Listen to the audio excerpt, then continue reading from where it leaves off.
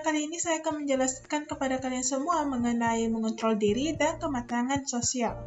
Sebelum itu, apakah kalian semua tahu apa itu kontrol diri? Baiklah, saya akan menjelaskan kepada teman-teman semua apa itu kontrol diri. Kontrol diri itu secara umum merupakan kemampuan individu untuk mengendalikan dorongan-dorongan baik dalam diri kita maupun dari luar individu. Individu yang memiliki kemampuan kontrol diri ini akan mampu membuat keputusan dan mengambil langkah tindakan yang efektif untuk menghasilkan sesuatu yang diinginkan atau yang diharapkan. Kontrol diri ini juga biasa disebut dengan istilah lain, yaitu pengendalian diri. Selain itu, orang-orang juga menggunakan berbagai istilah untuk pengendalian diri ini, termasuk kata disiplin, tekad, ketabahan, serta kata kerja keras yang sangat bagus untuk sesuai dengan pengendalian diri. Selain itu, para ahli juga mengidentifikasikan beberapa poin mengenai pengendalian diri. Yang pertama adalah kemampuan untuk mengendalikan perilaku untuk menghindari godaan dan untuk mencapai tujuan. Yang kedua, kemampuan untuk menunda kepuasan dan menolak perilaku atau dorongan yang tidak diinginkan. Yang ketiga, sumber daya terbatas yang dapat habis. Namun, beberapa peneliti juga percaya bahwa pengendalian diri sebagian ditentukan oleh genetika. Dengan beberapa yang baru lahir itu katanya lebih baik daripada yang lainnya. Apa kontrol diri itu penting? Jika memang penting, mengapa sih harus penting di dalam diri kita? Tentu saja, dalam kontrol diri itu akan membuat kita lebih cenderung lebih sehat dan juga bahagia, di mana salah satu penelitian telah menemukan bahwa seseorang yang memiliki kontrol diri yang baik dan juga bagus, itu akan lebih cenderung sehat dan juga lebih bahagia, baik itu dalam jangka panjangnya maupun dalam jangka pendek. Peneliti juga telah melakukan eksperimen yang dimana pada tahun 2005 yang terkenal, dia melihat bahwa siswa yang menunjukkan kedisiplinan diri yang lebih besar itu memiliki nilai yang lebih baik, nilai ujian yang lebih tinggi, dan juga mungkin untuk diterima di program akademik yang memanfaat kontrol diri yang tidak terbatas pada prestasi akademik. Satu studi kesehatan jangka panjang juga itu menemukan bahwa tingkat pengendalian diri yang tinggi selama masa kanak-kanak itu memprediksi kesehatan kardiovaskular, pernapasan, dan gigi yang lebih besar di masa dewasa, serta peningkatan status keuangan. Teman-teman tahu tidak bahwa kontrol diri itu berhubungan dengan keterampilan emosional? Dan apa sih itu keterampilan emosional? Selanjutnya saya akan menjelaskan kepada teman-teman semua mengenai keterampilan emosional. Keterampilan emosional itu adalah kemampuan lebih yang dimiliki seseorang dalam memotivasi dirinya, di mana untuk bertahan dalam menghadapi kegagalan dan mengendalikan emosi dan menunda kepuasan serta mengatur keadaan dalam perasaannya.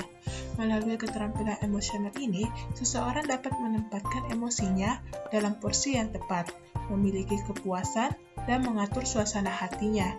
Secara singkat, keterampilan emosional ini dapat dipahami sebagai kemampuan untuk mengendalikan, mengelola, dan mengekspresikan dengan tepat termasuk untuk memotivasi diri sendiri, mengendalikan emosi orang lain, serta membina hubungan dengan orang lain. Selain itu, keterampilan emosional ini juga terdiri dari 3 unsur penting. Yang pertama yaitu kecakapan pribadi atau mengelola diri sendiri. Kedua adalah keterampilan interpersonal. Ketiga, keterampilan sosial atau kepandaian dalam mengunggah tanggapan yang dikehendaki. Selanjutnya adalah aspek mengontrol diri, di mana terdiri dari 3 aspek. Yang pertama adalah mengontrol perilaku atau behavioral control. Behavioral control ini merupakan mengontrol perilaku yang dimana kemampuannya itu untuk memodifikasikan suatu keadaan yang tidak menyenangkan. Kedua adalah mengontrol kognitif atau cognitive control. Cognitive control atau mengontrol kognitif ini merupakan cara seseorang dalam menaksirkan, menilai, atau menggabungkan suatu kejadian dalam satu kerangka kognitif. Mengontrol kognitif ini juga merupakan kemampuan dalam mengelola informasi yang tidak diinginkan untuk mengurangi sebuah tekanan. Ketiga, yaitu mengontrol keputusan. Mengontrol keputusan ini merupakan kemampuan individu untuk memilih dan memutuskan tujuan yang diinginkan.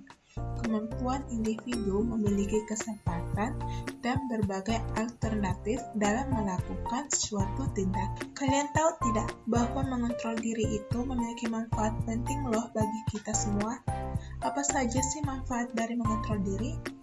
Manfaat dari mengontrol diri atau mengendalikan diri yaitu pertama adalah kita dapat mengontrol emosi kita dan mampu meningkatkan kesabaran.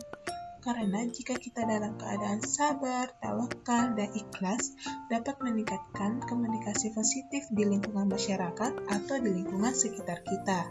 Yang kedua adalah kita dapat berpikir jernih dalam mengambil setiap keputusan di dalam kehidupan kita. Yang ketiga, yaitu kita dapat mengatur dan mengendalikan kebutuhan hidup yang sesuai dengan kemampuan kita sehingga tidak menjadi beban dan beban pikiran di dalam diri kita. Yang keempat, yaitu dapat meningkatkan rasa syukur kepada Tuhan Yang Maha Esa yang telah memberikan nikmat dan rahmat-Nya kepada kita. Yang kelima, yaitu dapat mengurangi rasa gelisah, cemas, iri, dan tidak puas yang dapat terjadi pada sebuah keadaan. Mungkin hanya itu yang bisa saya berikan kepada teman-teman semua. Jangan lupa like, subscribe, and comment, dan semoga informasi yang saya berikan dapat bermanfaat bagi teman-teman. Saya juga mulai belajar dan kita sama-sama belajar. Terima kasih. Wassalamualaikum warahmatullahi wabarakatuh.